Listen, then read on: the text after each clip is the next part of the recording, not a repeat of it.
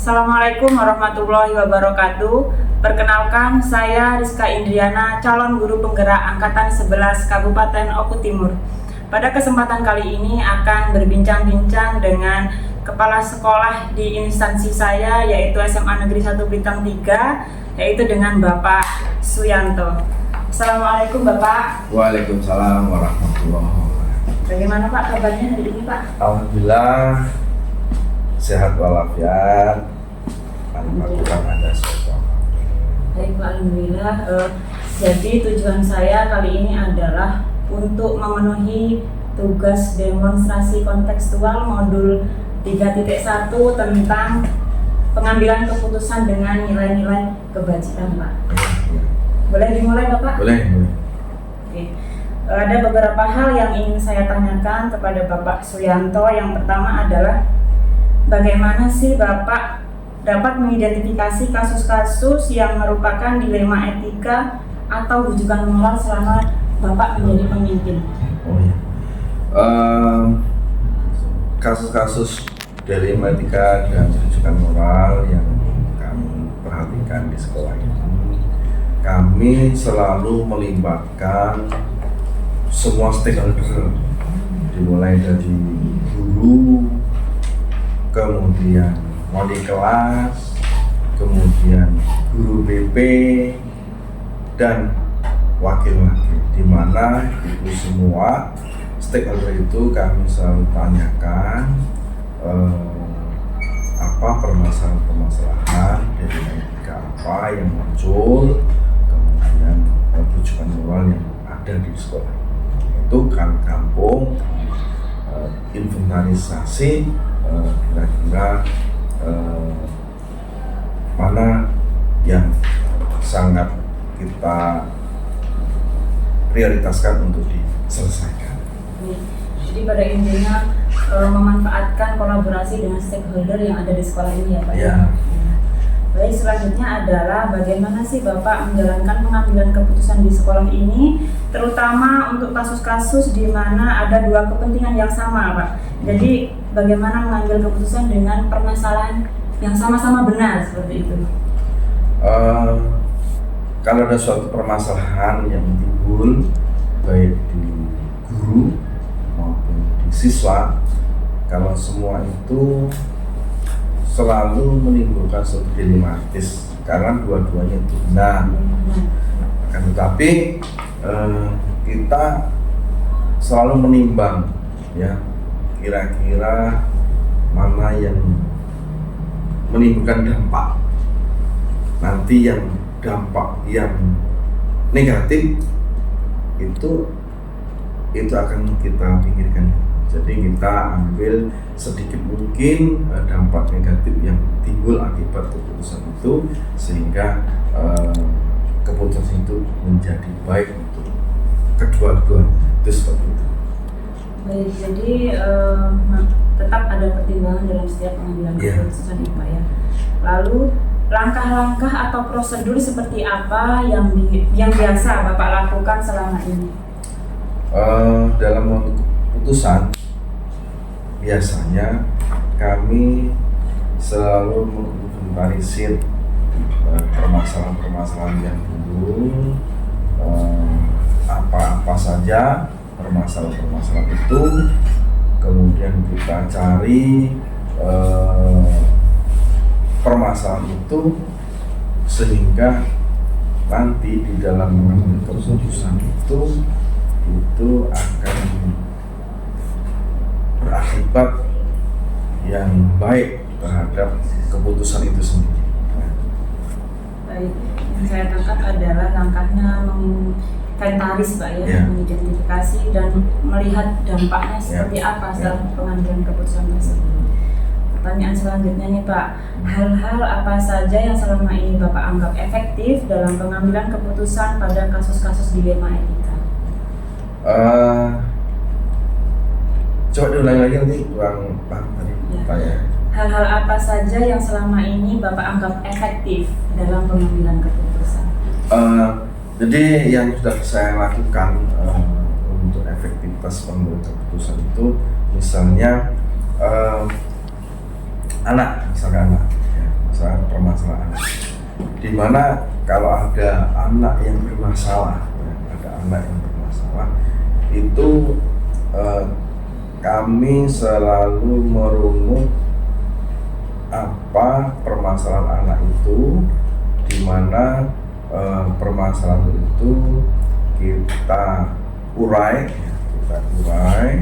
kemudian kita libatkan orang tuanya, kita libatkan semua guru yang ada di sekolah ini, kemudian kami adakan rapat kecil,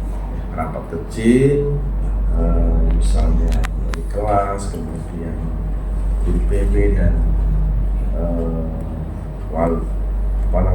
wakil, di mana keputusan itu mana yang terbaik jalannya menurut stakeholder ini atau warga sekolah. Baru setelah kita mendengarkan masukan dari beberapa guru dan wakil itu, kita ambilkan keputusan terbaik. Nah itu cara-cara itu bermasalah ya. Kecil. Baik, terima kasih. Dari pertanyaan ini yang saya tangkap adalah dalam setiap permasalahan itu pasti Bapak secara bertahap mengidentifikasinya, terus siapa yang terlibat di situ, dan pastinya melakukan rapat kecil dan rapat besar untuk keputusan tersebut ya Pak ya. Yang selanjutnya adalah hal-hal apa saja yang selama ini merupakan tantangan Pak bagi Bapak dalam pengambilan keputusan? Bagus, jadi sebuah keputusan itu pasti menimbulkan suatu tantangan bagi saya selaku pengambil keputusan, di mana tantangan ini ya kami selalu mencari yang paling mudah. Jangan sampai tantangan itu menjadi berat bagi kita untuk mengatasinya. Jadi tantangan itu misalnya dari anak itu sendiri, ya, anak itu yang apa permasalahan itu, dan kadang-kadang anak ini sendiri dalam mengatasi permasalahan dia sendiri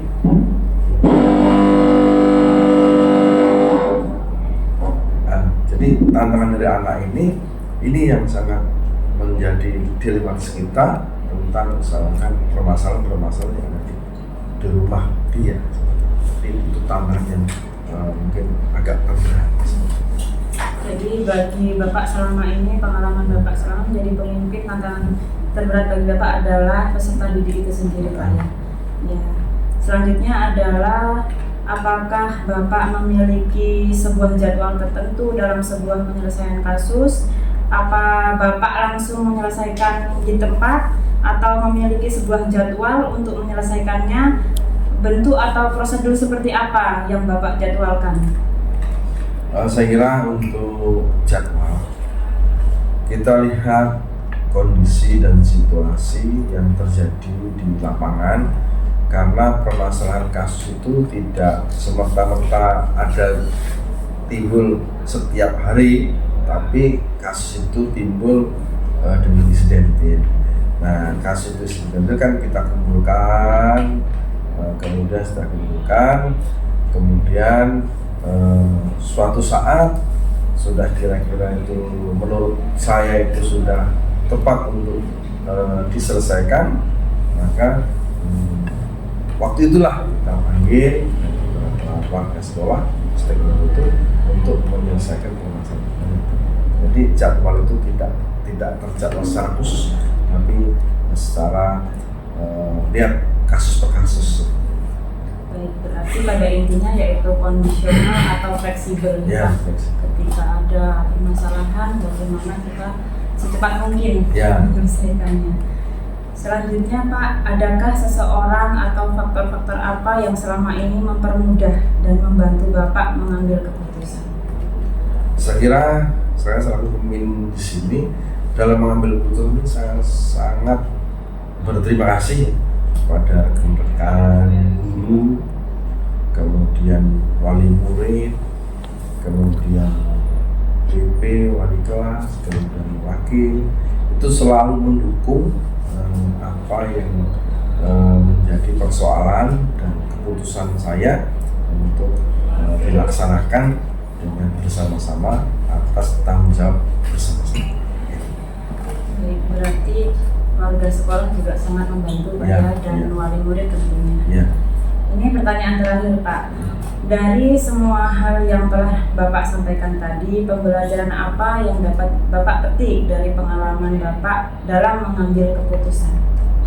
Ya, jadi dalam mengambil keputusan saya selalu itu menjadi momen saya untuk sebagai pembelajaran saya untuk ke depan. Karena setiap permasalahan itu tentunya memiliki dampak yang berbeda-beda. Nah, oleh karena itu, apa yang sudah kita lakukan itu menjadi pembelajaran saya untuk mengambil keputusan yang akan datang. Jadi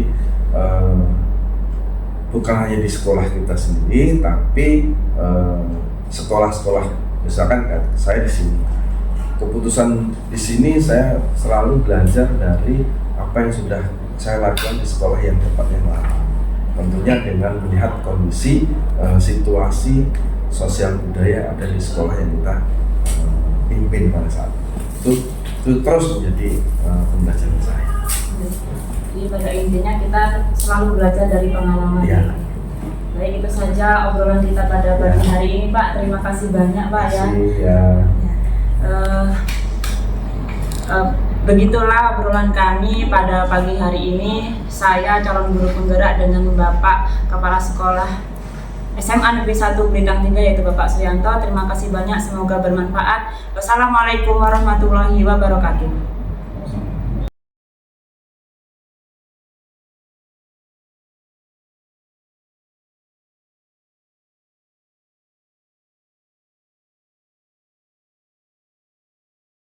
Terima kasih Bapak. Jadi pertanyaan yang kedua adalah bagaimana Bapak mengidentifikasi kasus-kasus yang merupakan dilema etika atau bujukan moral, Pak? Bagaimana cara Bapak mengidentifikasinya? Pertama, saya sampaikan dulu kasus yang pernah kami alami di sekolah ini. Pertama berkenaan dengan anak-anak yang mempunyai kemampuan IQ menengah ke bawah. Bahkan ada yang 25% ke bawah. Nah, kami pertama dalam langkah-langkah dalam mengatasinya, kami koordinasi musyawarah dengan Bapak Ibu Guru Wali Kelas, menanyakan anak-anak yang memang IQ-nya kurang. Nah, setelah itu kita sampaikan dengan Bapak Ibu Guru bahwa kekurangan itu bukan hanya di IQ, mungkin dari hal yang lain-lain. Tapi tentunya tidak mungkin semua anak itu hanya kekurangan di IQ, pasti keterampilan yang lain pasti ada yang menonjol. Karena itu langkah-langkahnya yang pertama itu tadi kami koordinasi dengan Bapak Ibu Guru, Wali Kelas, kemudian kami koordinasi dengan orang tua anak tersebut. Nah, kita hadirkan, bahasanya kita undang, bukan dipanggil. Kalau bahasa dipanggil kayaknya mungkin agak terkejut. Ya, jadi kami hadirkan, kita ajak musyawarah, kita sampaikan langkah berikutnya. Orang tuanya ditanya keadaan anak di rumah itu bagaimana, kaitan dengan waktu banyak di rumah daripada di sekolah. Ternyata dari situ kita akan menemukan salah satu untuk mengetahui keadaan siswa tersebut. Orang tua menyampaikan kesalahan saya di rumah tidak sering mengarahkan, ada yang sering ditinggal pergi, nah, sehingga anak istilahnya tidak terkontrol. Nah, itu akhirnya akibat kemampuan itu. Kemudian setelah kami koordinasi, kami juga menyampaikan karena kurangnya kemampuan dalam memahami pembelajaran. Jadi andaikan nanti ternyata setelah ulangan kenaikan kelas tidak naik kelas, itu jangan kami yang disalahkan. Kami sudah pamit izin koordinasi dulu, tapi kami berusaha. Bapak Ibu sengaja jauh-jauh hari 3-4 bulan sebelum kenaikan kelas kami hadirkan untuk komunikasi tersebut. Dan untuk berikutnya kita lihat pada waktu pelaksanaan ulangan. kalau memang ada perubahan ya mudah-mudahan bisa naik kelas. Gitu. Baik, terima kasih Bapak. Pada intinya adalah identifikasi lebih mendalam ya Pak ya, terutama koordinasi, mencari informasi, dan Bapak contohkan tadi ini adalah permasalahan pada peserta didik. Iya. Itu hanya salah satu permasalahan ya Pak dari banyak permasalahan. Terima kasih. Yang selanjutnya adalah bagaimana Bapak menjalankan pengambilan keputusan di sekolah, terutama untuk kasus-kasus di mana ada dua kepentingan yang sama-sama benar. Jadi bagaimana Bapak mengambil keputusan tersebut? Di menindaklanjuti keputusan kaitan siswa tadi berkesinambungan dengan yang soal yang nomor pertama tadi, kami dalam mengambil keputusan pertama, kalau memang IQ anak itu kurang, kita lihat dari keterampilan mereka, kehadiran mereka, itu juga membuat menjadi penilaian kami keaktifan dalam kegiatan berorganisasi. Nah, contohnya mungkin yang muslim sholat berjamaah di musola. Kemudian juga suatu saat karena kami di SD Nusa Bali itu 28% muslim, 72% itu Hindu. Semasa anak-anak Hindu sedang mengadakan kegiatan acara sembahyangan di rumah, sementara itu tidak ada jadwal libur nasional. Nah, anak-anak yang muslim kami sangat mengharapkan dan sudah berjalan diada sholat duha bersama-sama dan juga untuk mengadakan kegiatan yang lainnya. Nah, keputusan yang kami ambil bersama Bapak Ibu guru, dari beberapa kemampuan ataupun keterampilan yang mereka miliki, kita sepakati untuk dinaikkan. Di sekolah ini kebetulan mayoritas Hindu. Pak ya. Terima kasih Bapak. Yang selanjutnya adalah langkah-langkah atau prosedur seperti apa yang bisa Bapak lakukan selama ini dalam pengambilan keputusan. Langkah-langkahnya Pak. Langkah yang pertama, kami koordinasi dengan beberapa instansi yang terkait dalam pendidikan. Pertama, kami dengan Bapak Ibu guru, wali kelas, dengan orang tua, dengan pengurus komite. Bisa juga kami koordinasi dengan pengawas, sehingga apa yang kami laksanakan itu bisa berjalan dengan lancar dan tidak menyalahi aturan. Jadi langkahnya ya, kami koordinasi dengan pihak sesama guru terutama, kemudian yang kedua dengan orang tua, komite, dan juga pihak atasan kami pengawas pendidikan. Setuju sekali Bapak. Jadi intinya dalam pengambilan keputusan ini kita harus koordinasi. Tidak mungkin bisa selesaikan sendiri gitu Pak ya. Yang selanjutnya adalah hal-hal apa saja yang selama ini Bapak anggap efektif dalam pengambilan keputusan? Yang paling efektif Pak, kira-kira apa? Pengambilan keputusan yang paling efektif, maksudnya yang simpel ya. Iya. Jadi kami melaksanakan itu yang jelas dengan keputusan supaya kedua belah pihak ini tidak saling merasa keberatan, walaupun keberatan tapi ada pihak pemikirannya merasa diuntungkan, ya, diuntungkan. Jadi itu yang paling pertama kami mengambil keputusan itu seperti itu. Artinya tidak ada dampak negatif dan tidak ada yang dirugikan. Ya. Baik. Pertanyaan saya selanjutnya adalah hal-hal apa saja yang selama ini merupakan tantangan, Pak? Tantangan Bapak dalam mengambil keputusan. Jadi tantangan pasti ada, sehingga kami harus mencari solusi tidak merugikan salah satu pihak. Tantangan yang pertama, apabila kaitannya dengan anak yang kurang mampu, tidak kita bantu, tidak kita arahkan, bahkan tidak kita beri semangat, pasti orang tua akan merasa kecewa anaknya tidak naik kelas. Itu di mata pribadi orang tua. Kemudian di masyarakat akan menilai ada anak yang tidak naik kelas itu apa permasalahannya, apa sih tanda tanya, apa mungkin gurunya yang kurang bijak atau kepalanya kurang bijak, atau bahkan mungkin apa anak itu sendiri ada masalah yang spesifik sehingga tidak naik kelas. Ya, baik. Jadi menurut Bapak tantangan yang paling menantang ini bagi Bapak adalah keputusan untuk peserta didik itu ketika naik kelas atau tidak gitu Pak. Ya. Baik, pertanyaan yang selanjutnya, apakah Bapak memiliki sebuah jadwal tertentu dalam sebuah penyelesaian masalah? Atau jika ada masalah langsung diselesaikan waktu itu juga atau menunggu jadwal gitu Pak? Jadi kami melaksanakan penyelesaian masalah itu secara lentur karena kaitannya dengan kemampuan anak yang terbatas, kaitan dengan IQ dan keterampilan. Kami mempunyai program. Jadi setelah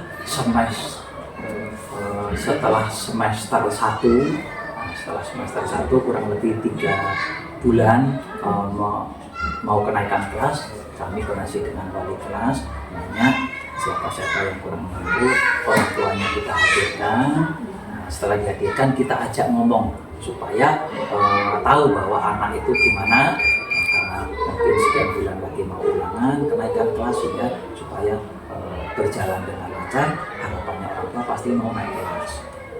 Jadi kami jadwalnya lentur, tapi sudah berjalan beberapa waktu kegiatan ini sebelum ulangan semester orang tua dihadirkan, diajak musyawarah.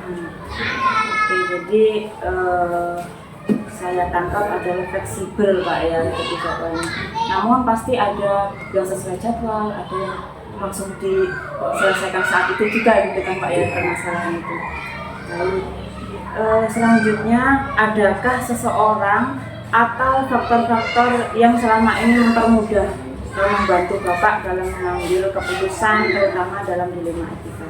Jadi adakah yang membantu nih Pak, orang atau faktor-faktor yang membantu Bapak? Oh iya. Adalah yang pertama membantu adalah rekan kami kerja, Bapak Ibu guru, terutama wali kelas. Jadi itu yang pertama. Yang kedua, orang tua siswa yang punya masalah. Jadi yang pokok dua orang tersebut yang kami anggap untuk bisa membantu menyelesaikan, karena apabila wali kelas ataupun orang tua dia masih ada rasa yang istilahnya dongkol bahasanya, jadi otomatis kita tidak plong. Tapi dengan orang dari wali kelas maupun orang tua sudah saling menerima, itu insya Allah bisa berjalan lancar. Intinya yang membantu adalah rekan guru dan wali murid Pak ya, demi keberhasilan anak. Ya, ini pertanyaan yang terakhir Pak.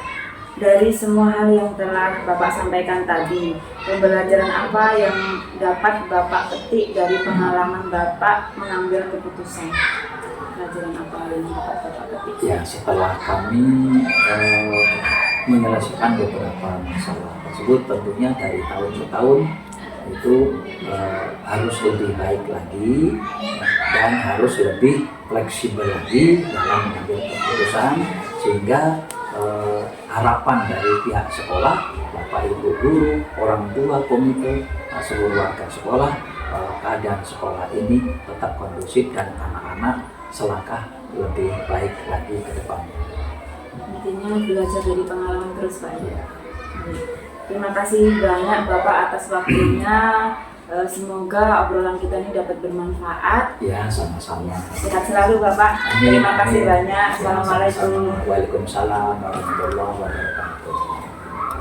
Demikianlah perbincangan saya dengan Kepala Sekolah SD Nusa Bali. Semoga bermanfaat. Wassalamualaikum warahmatullahi wabarakatuh. Waalaikumsalam.